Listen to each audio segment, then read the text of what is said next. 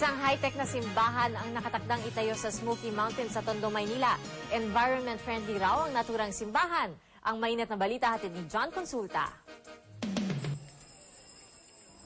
Maaga pa lang ay nagsama-sama na ang daang-daang mga taga Smoky Mountains sa Tondo, Maynila para dumalo sa simbang gabi sa kanilang lugar. Habang nakasilong sa mga tent at pinagtagli-tagling mga kahoy na binuo para sa okasyon, di may tago ng mga residente ang kanilang matinding tuwa habang dumadalo sa selebrasyon.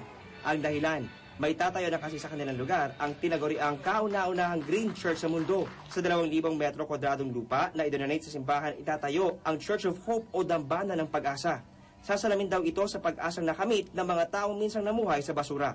To me, I considered it a miracle kasi tinulungan tayo ng Diyos na matapos lahat. Ayon kay Father Ben Beltran, gagamit ang high-tech na simbahan ng mga solar panels, rain catchment system at waterless composting toilets. Mga kagamitang itinuturing environment-friendly.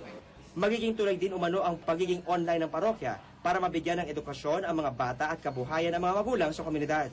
Magiging araw-araw ang Pasko, hindi lang sa Smoky Mountain, kundi sa lahat ng mga out-of-school youth na maabot ng aming mga programa at doon sa maralitang mga magsasaka at mga mangingisda na matitinda namin ang kanilang mga produkto. Kaya naman ang mga taga Smoky Mountain, abot-abot ang tuwa ngayong Kapaskuhan dahil ang isang bahagi ng minsan naging tambakan ng basura, magiging isa ng world-class sa simbahan. Hindi na kami kamukha nung dati na talagang masyado pong napakahirap. Ang pangit po talaga mabaho, pero sa ngayon po, ito na po, ang ganda na po ng aming paligid.